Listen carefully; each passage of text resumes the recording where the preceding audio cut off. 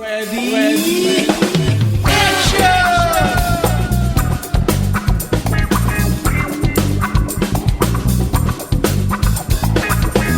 권력에 맞서 당당하게 화끈하게.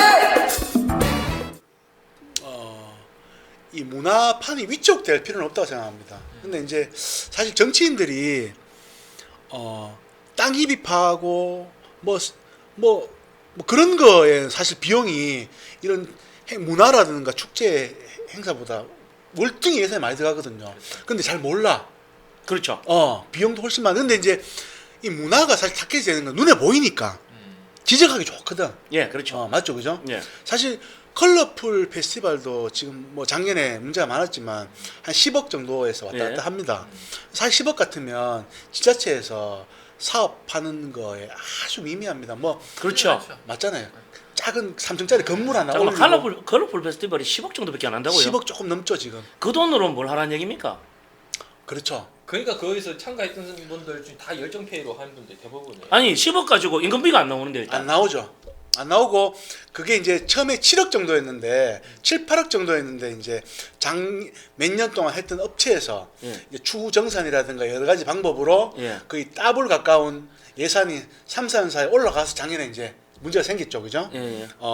그 문제가 올해 어떻게 전개가 될지 사실은 우리가 조금 주목해서 볼 필요가 있습니다. 그래서 이제 이게 위축을 시키고 그런 명분으로 보지 말고 예, 예. 작년에 문화재단에서 그런 문제점이 있었던 부분이 올해는 어떤 방향으로 전개가 될지 사실 저도 주목해서 보고 있는 입장이라서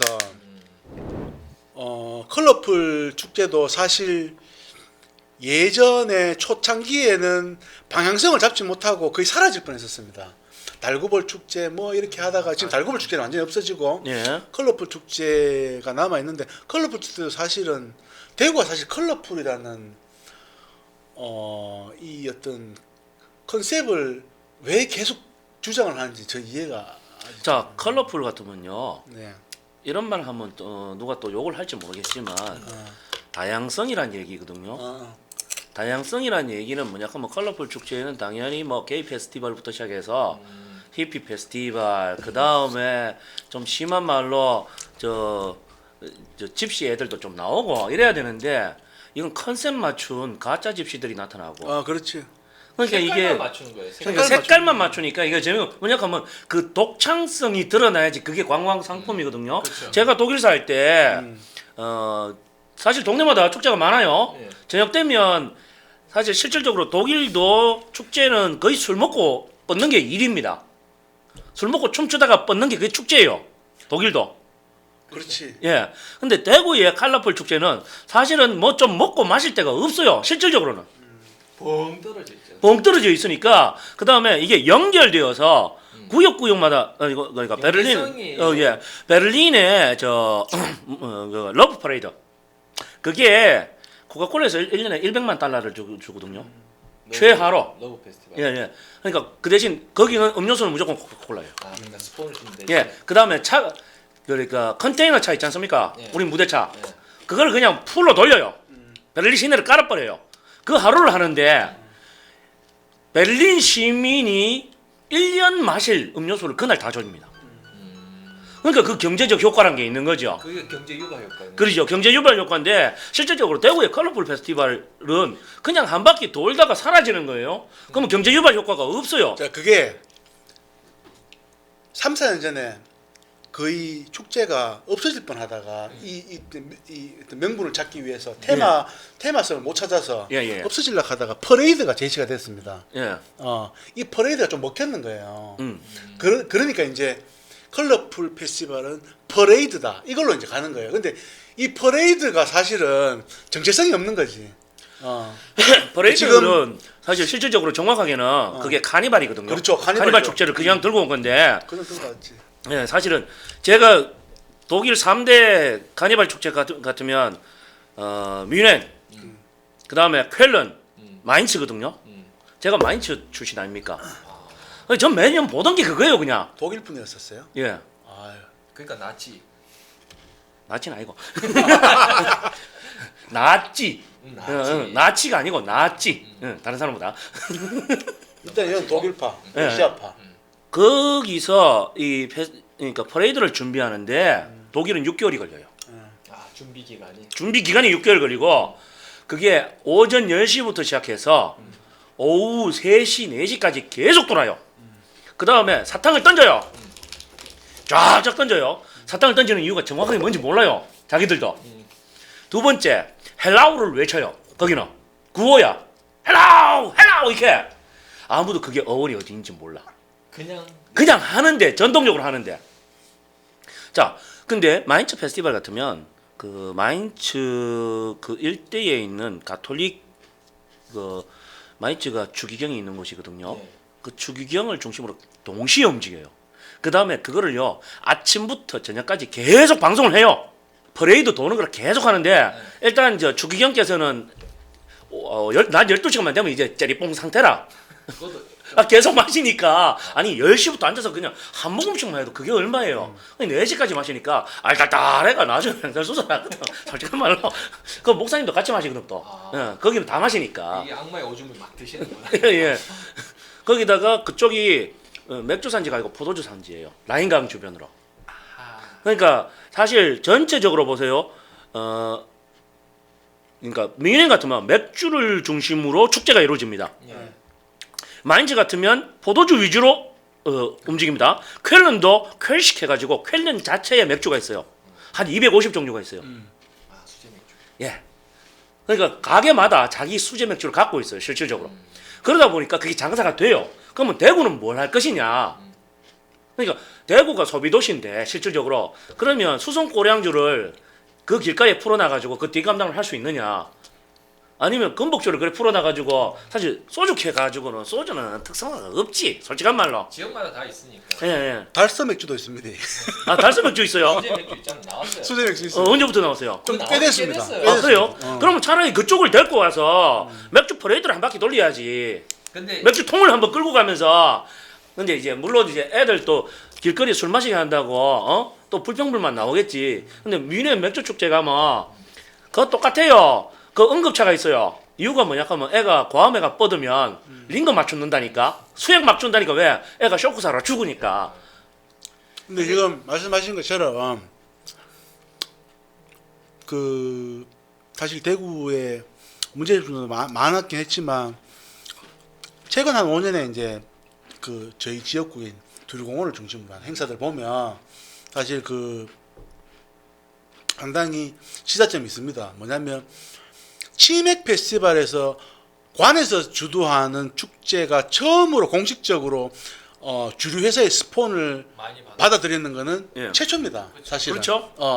그러니까 다른 외부에도 축제가 우리나라에 있는 축제가 술을 마시지만 그거는 관에서 하는 게 아니고 그냥 그 이제 그렇죠. 장터라든가 이런 걸 예. 이제 들어와서 입점을 해서 거기에서 이제 자기들이 스스로 파는 거지 공식적으로 허가를 해주는 거 아니거든요. 근데 지금 치맥에서 그렇게 이제 했죠. 그리고 수성구에 이제 떠랑길 페스티벌. 거기도 이제 작년부터 이제 맥주를 공식적으로 이제 하게 돼서 그런 걸 보면 대구가 좀 뒤늦긴 했지만 그 치맥 페스티벌에서 성공을 하는 걸 보고 예. 사실 그거는 대구시에서 100% 주도하는 거 아니었거든요. 스토리가 좀 뭐 아시다시피 스토리가 좀 있기 때문에 앞으로 컬러풀 페스티벌도 좀 궤도 수정을 좀 해서 진짜 이 포커스를 대구의 문화 쪽으로 포커스를 맞추면 상당히 좀 발전적이지 않을까. 그래서 한 5년간 이 대구시의 집행부의 공무원들도 상당히 문화에 관심을 많이 보이는 것 같아서. 근데 여기서 한번 짚고 넘어갈게. 우리가 문화예술 축제라고 얘기를 많이 하는데 실질적으로 예술은 철학이 바탕이 된 삶의 어떤 목표성을 이야기할 때 예술이라고 하고요. 문화라고 하는 거는 그 시대에 그 사람들이 살아가는 삶의 생활 양식을 양식. 이야기하는 거거든요. 근데 우리는 그거를 잘 이해를 안 한 상태에서 그냥 문화를 얘기를 하는데 그렇지만 지금 현재 대구에서 살아가고 있는 사람들의 어떤 생활 양식 중에서 삶을 즐기는 어떤 정신적인 부분 그걸 이제 좋게는 예술이라고 표현하고 좀 안 좋은 말로는 문화 소비라고 표현하지요. 예, 그 소비 양식을 어떻게 할 것인가에 대한 사실 역학 조사가 없는 것 같아요. 대구 사람의 생활 양식을 딱 꼬집어서 이게 감성적으로 딱 맞아떨어지는 게 치맥이었던 거예요. 그렇죠. 그러니까 덥다. 이거는 그 생활 양식이었는데 예. 이걸 문화라고 생각하지 않았었거든. 그렇죠. 근데 우리가 흔하게 먹는 그 치맥을 한여름에 먹는 이걸로 야외에서 판가라 판 하나 깔아놔 놓고 치킨 하나 시켜 놓고 맥주 한 잔 먹는 거. 너무 더워서 열대야에 예. 이게 하나의 문화로 이 사람들이 모이는 거야. 그렇죠. 그런 것처럼 지금 이게 삶의 양식을 참 잘 끄집어내서 이게 빵 터졌는 게 치맥이었거든요. 근데 예. 이제 주건 쌤 말씀하신 것처럼 이제 예술의 영역은 창작적인 부분이 그렇죠. 들어가야 되잖아요. 예. 창작이 없으면 예술이 아닙니다. 그냥 양식이지. 그거를 어떻게 더 한 걸음 더 진일보 발전시킬 수 있을까요? 그게 이제 컬러풀 페스티벌이 사실은 양식에서 예술로 조금 더 승화가 돼야 되는데 아까 같이 좀 아쉬운 이제 점이. 제가 대구 사람들 일에 보면요, 의외로 대구 사람들이 공연을 해보면 아시겠지만, 그러니까 김태형 의원님 저 공연하시면서 답답한 게 대구 사람들 반응은 없는 거 아닙니까? 가만히 앉아 있잖아요. 반응이 뒤늦게 오죠. 굉장히 늦게 오죠, 그죠? 근데 대구 사람들이 반응을 빨리 하는 게 딱 하나 있어요. 마당놀이. 마당놀이에서는요, 대구 사람들이 빨리 뛰어들어가요. 근데 아직까지 대구에 마당놀이 축제가 없어요. 그러니까 대구에 실질적으로 연극단체 그래 많거든요. 많지. 이 연극단체들이 마당놀이를 그러니까 마당놀이 축제는 기획을 안 하더라고, 희한하게. 그런데 우리는 그걸 모르고 다른 얘기를 하고 있다고 지금. 그러니까 갖고 있는 그러니까 더 키울 수 있는 역량 자체를 스스로 말살시켜서 그러니까 국지화락하죠.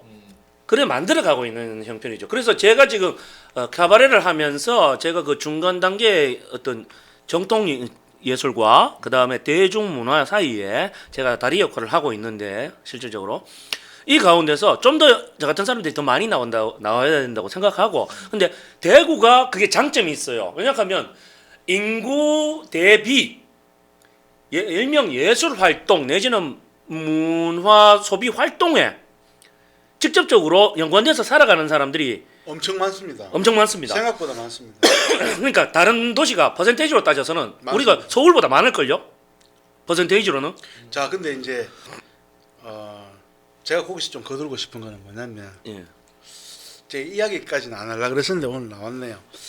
이게 지금 하나의 포커스가 어디에 맞춰진다 하면 생활예술이라는 단어로 이제 정점이 됩니다. 아, 예.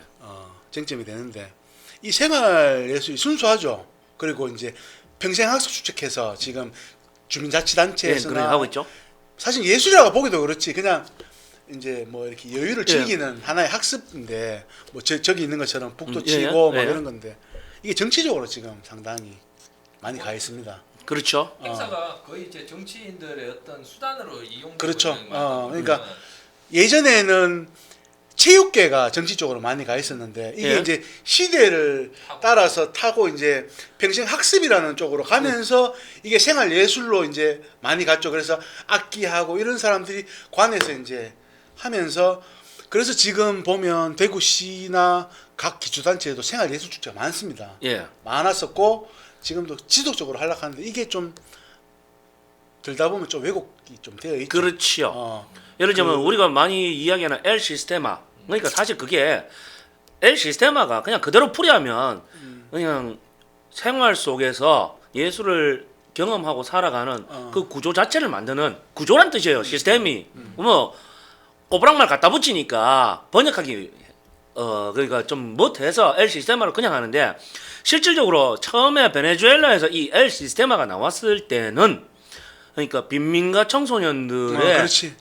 어떤 한 학기. 그렇죠. 한 학기 그래 하면서 체험 학습을 통해서 네네. 인격 도야 내지는 그다음에 이 폭력성을 좀 줄여 나가는 그런 제도였거든요. 근데 한국 들어오면서 엘 시스테마 우회 바뀌었나 하면 악기 팔아먹기 운동으로 바뀌었어요. 그렇지. 통기타 팔아먹고. 그 통기타 팔아먹고 플루 팔아먹고 뭐 바이올린 팔아먹고 뭐 그다음에 뭐 건반 팔아먹고 전신이 그 무슨 팔아먹는 프로그램이 돼 버렸어요. 또 거기에다가 또 입시에 했던 그 하나의 저거 시험 그 있잖아요.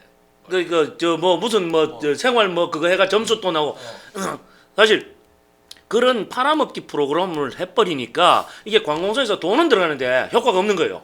왜? 악기만 사다 놔놓고 실질적으로 그거를 운영할 수 있는 사람이 없어요. 그러니까 학교에 예술 강사가 정식 교사로 완전히 굳혀져야 되는데. 배치가 최소 몇 명씩 돼야죠.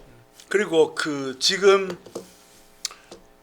관에서 이제 이렇게 학습으로 해서 하는 것들이 이 너무 초급 단계입니다. 그렇죠. 이게 어느 정도 사실 악기는 3개월 정도만 자기가 열심히 하면 굉장히 궤도 올라갑니다. 거기서부터 한 1년 정도 하면 거기에서 조금만 스터디를 좀 이렇게 레슨을 좀 가하면 잘하시잖아요. 예. 거의 아마추어 이상의 프로급으로도 예. 갈 수 있습니다. 이게 사실은 예술이 굉장히 어려운 것 같지만 실제로 어렵지 않습니다.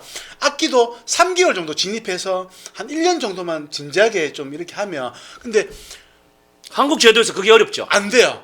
시스템이 그렇게 안 돼. 시스템이 안 되죠. 예를 들자면 이스라엘 영재학교에 대해서 제가 한번 연구를 한 적이 있어요. 도대체 얘네들은 영재를 어떻게 키워내느냐. 거기가 과학 고등학교입니다. 과학기술고등학교인데 가네들은 오전에 수업을 해요. 오후에는 음악하고 미술만 해요. 체육할 사람은 체육하고 그냥 놔둬요. 그러다 보니까 얘네들은 음악을 통해서 새로운 것을 찾고 과학기술에서 그러니까 창의성이 저절로 나오는 거죠. 미술을 하면서 그림을 그리다 보니까 눈에 보이지 않는 것을 우리가 실질적으로 눈에 창조를 하는 거예요. 그렇죠 보이지 않는 것을 그릴 수 있잖아요. 미술이 그죠? 그 다음에 체육을 통해서 자기의 육체적 한계를 극복해 보려고 노력을 하잖아요. 이 가운데서 과학기술이 발전하는 겁니다. 이스라엘 영재학교는. 근데 한국의 과학기술고등학교나 영재학교의 특징이 뭡니까? 아들 그러니까 이게 수용소 집어넣어 가지고 채찍질 해 가지고 뽑아내는 제도 아닙니까? 그죠? 그게 말 그대로 아까 말씀할 때 수용소 교육. 예, 수용소. 아니 사실 이 학교란 이 제도가 처음 본격적으로 나온 게 비스마르크란 사람 그 사람 때문에 나왔는데 이게 뭐냐 하면 독일이 부국 강병을 해야 되는데 영국하고 프랑스한테 산업혁명에서 뒤지니까 이걸 어떻게 해결할 것인가. 그래 되면 일단 공장에서 일을 시켰는데 무슨 일을 시켰는지 알아들을 애들이 필요하다. 공장 노동자 중에서도 말귀를 알아야 되니까 그래 되면 애들을 모아서 그 공장의 어떤 시스템화를 시킬 수 있는 애들을 만들어내자. 그 다음에 그 중에서 특히 이제 누가 잘하는지 누가 못하는지 모르잖아요. 그래서 나온 게 일제고사입니다. 독일에서 만들어진 게. 왜냐하면 일제고사를 쳐보면 야는 그러니까 다른 데보다 성적이 나오니까 야는 관리직, 야는 어떤 학습 능력보다는 그냥 실질적으로 움직이 나오니까 공장에 그냥 단순 노동직 이런 식으로 이게 군국주의에서 공장 노동자 양산 시스템으로 만든 게 바로 학교란 거죠. 그러다 보니까 학교하고 형무소하고요 구조가 똑같아요. 메이지 유신 이후에 일본이 탈라론을 펴잖아요. 그러니까 아시아를 벗어나자. 실질적으로 그 탈라론의 핵심이 뭐냐 하면 일본 사람으로서 동양인으로서 서양 사람들과 경쟁을 하다 보니까 한계가 왔다 이거예요. 그러면서 일본에서 그 했던 것 중에 하나가 뭐냐 하면 그러니까 피썩기를 시작한 거죠. 그렇죠. 그게 정책적으로 그렇게. 그렇죠. 정책적으로 그렇게 시작을 한 거죠. 그러니까 우리가 이 내용을 알고 지금 일본의 혼혈 비율이 어느 정도 됩니까? 혼혈 비율은 잘 모르겠는데 일본 애들이 그 용어가 있더라고요. 뭐. 하프라고. 그렇지. 그 의도적으로 이제 정책적으로 예. 피를 섞기를 했으니까 메이지. 예. 그러면서 일본 내에서도 그게 차별이 있더라고요. 근데 이제 서양에서 지금 피섞기 이거에 대해서 성공한 케이스가 뭐냐 하면 EU입니다. EU가 실질적으로 더 이상 전쟁을 하기 힘들어요. 그렇죠. 왜냐? 아버지는 독일 사람이에요. 어머니는 어머니는 프랑스 사람이야. 자, 아가 태어났는데 독일하고 프랑스가 전쟁한대. 그러면 아가 군대를 어디 가야 돼? 그래서 안 가는 거지. 이제 전쟁이 없어지는 거죠. 근데 어차피 이제 백인들 그러니까 코카서스 인종 기준으로 보자면 그게 그거니까 자기들은 큰 문제가 없는 거죠. 예. 그다음에 르네상스 거치면서 이제 그리스나 이쪽에 대해서 어떤 자기들이 가졌던 환상 그러니까 르네상스 뭐 지금도 다시 고대 그리스로 돌아가자. 그러니까 문학 신화가 살아 있는 그 시절 그 상상력의 시대로 돌아가자 이런 얘기를 하지 않습니까? 예. 그러니까 대한민국의 그 교육이 예술을 통해서 분명히 일어나고 있어야 되는데 지금 대한민국 입시에서 음악 미술이 있습니까? 뭐 특기생 아니면 그렇죠. 자, 고등학생만 딱 되면 음악 미술 안 합니다. 그죠? 거의 국영수죠. 거의 국영수죠. 제가 독일에 있을 때 슈레더라는 사람이 총리가 됐어요. 헬무트 콜이 물러나고 그 한참 된 얘기죠. 네. 슈레더가 제일 먼저 했던 게 뭐냐 하면 예술 교육을 민영화시켜 버렸어요. 공교육에서. 그리고 그 슈레더 시기에 학교를 졸업한 애들이 사회에 나왔을 때 사회 폭력성이 몇 배가 늘어납니다. 통계를 한번 보세요. 놀라워요. 그러니까 어렸을 때, 그러니까 우리 세대만 하더라도 학교 고등학교 2학년 3학년까지 저 음악 미술이 있었잖아요. 어쨌건 음악 선생들, 미술 선생들이 그래도 교육해야 된다고 막 싸우고 이런 게 있었잖아요. 우리 때까지는 왕따가 별로 없었어요, 학교에. 그죠? 학교 짱이 있으면 좀 못한 애들 보호해줬잖아. 약한 애들을. 그런 것도 없지 않아 있었죠. 그런데 이 예술 교육이 사라지고 나서 어떻게 됐죠? 완전히 분리돼 버려. 예. 그러니까 주먹 그 다음에 패거리만이 살아남을 수 있는 그러니까 정글이 돼버린 거예요. 정글 중에서도 가장 사육되는 정글이 돼버리는 거예요. 그래서 사실 지금 우리가 좀 전에 얘기했던 평생교육이나 이런 것들이 실질적으로 어렸을 때부터 이렇게 쭉 올라오면서 교육이 되어서 그 다음에 예술을 통해서 서로 합주를 한다든가 같이 그림을 그린다든가 그렇지. 그러면서 공동체 속에서 자기가 살아가는 그 마음을 가져야 되는데 그 마음을 우리는 죽여놔놓고 공동체를 부활시켜야 된다고 주장을 하고 있어요. 그게 말이 안 맞는 거죠. 그래서 지금 뭐 관변단체에서 활동하시는 그런 분들이나 뭐 혜택이 예. 그런 사람들 위주로 이제 이런 이 생활 예술이 이제 되니까 정치인들이 그걸 또 활용해서 결국 그거는 어차피 자기네 도구로 생각하니까.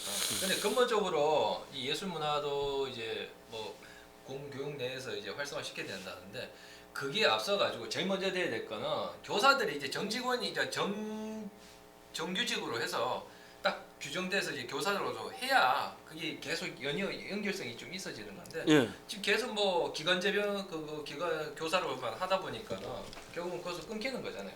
계약 끝나면 너 가. 자, 예를 들자면 미국 교육이 뭐 한국 교육보다 낫다고도 얘기를 하기는 하지만 실질적으로 미국 교육에서 가장 위험한 게 학교 폭력 중에서 특히 총기 난사지 않습니까? 그런데 선생들이 학생들을 관리를 못 하잖아요. 왜? 거기는 계약제니까. 그렇죠. 예, 그러니까 예를 들면 요 얘기는 마지막으로 한번 하고 마쳐야 될 것 같은데, 짧게. 예, 짧게.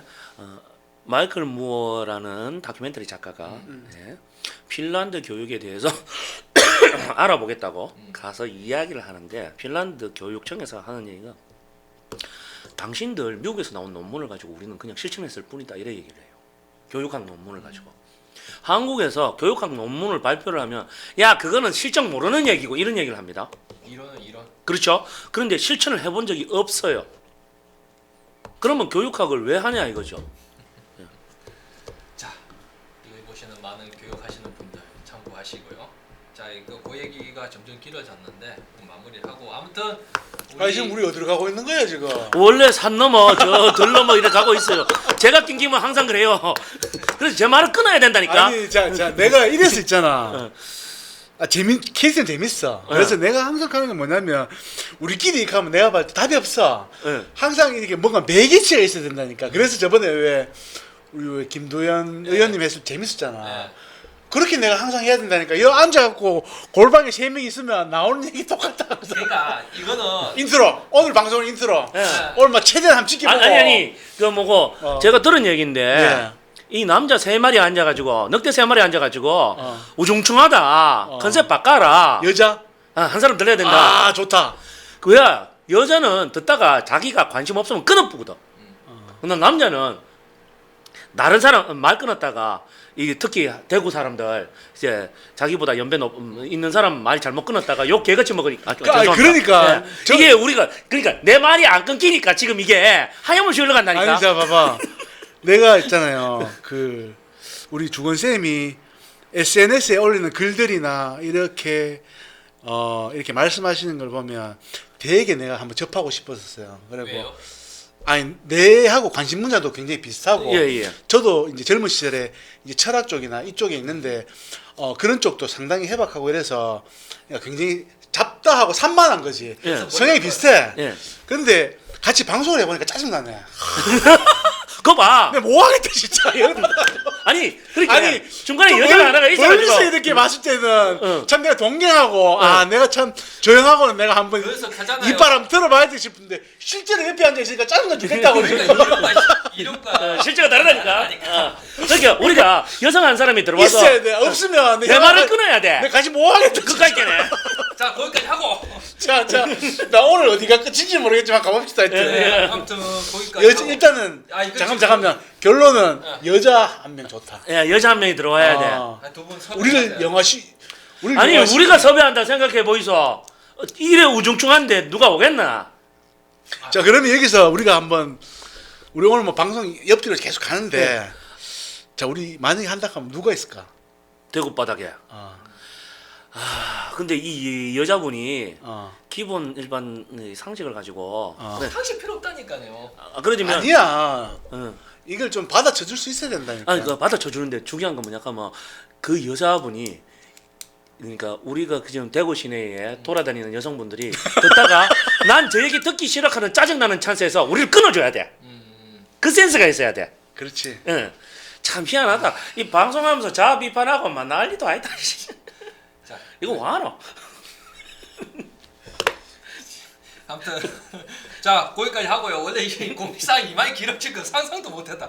공지사항 1분밖에 안 됐는데 지금 벌써 지금 10분이 넘어갔어 지금 공지사항만. 10분 지금 우리 방송 한 20분 넘은 것 같은데. 아니 공지사항만 얘기한 거예요 지금. 자 이제 거기까지 하고 뭐 아니 이래 떠드는데 10분밖에 안 됐어요.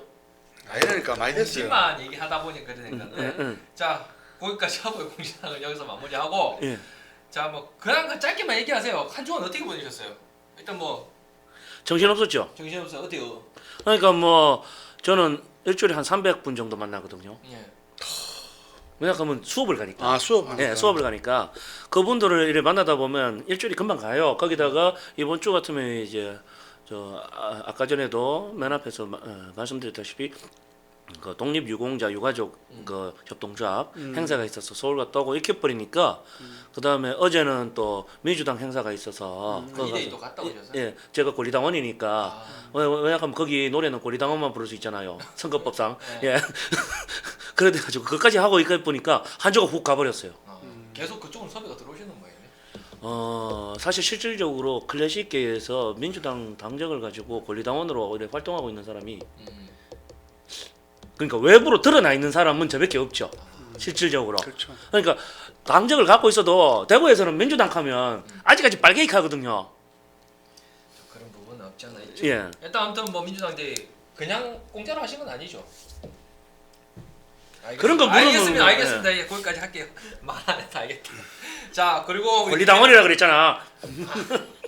언제까 이런 세상을 살면 안 되는데. 아무튼 우리 아니 선거법에 저촉된다니까. 알았어. 끝까지. 자 김태희 의원님, 예. 어떻게 보셨어요? 뭐 하는 게 많은데 갑자기 생각이 안 나네. 그 내한테 먼저 말 시키면 안 돼. 일단은 그 참 의미 있는 일이 있었습니다. 뭐 다른 거다 개인적인 어떤 의정 활동이나 뭐 개인적인 뭐 이런 둘째치고 예. 저도 사실은 평상시에 학교 아까 우리 중원 쌤처럼 제자들한테 강의도 해야 되고 또 동의 행사도 가야 되고 의정 활동도 해야 되고 또 개인적인 또 사업체도 있기 때문에 여러 가지를 하는데 뭐 이런 것 저런 거 다 제쳐두고 상당히 의미 있었던 거는 저희가 그 작년부터 이슈로 가지고 오던 열병합 발전소 마무리가 되었습니다. 할 건데.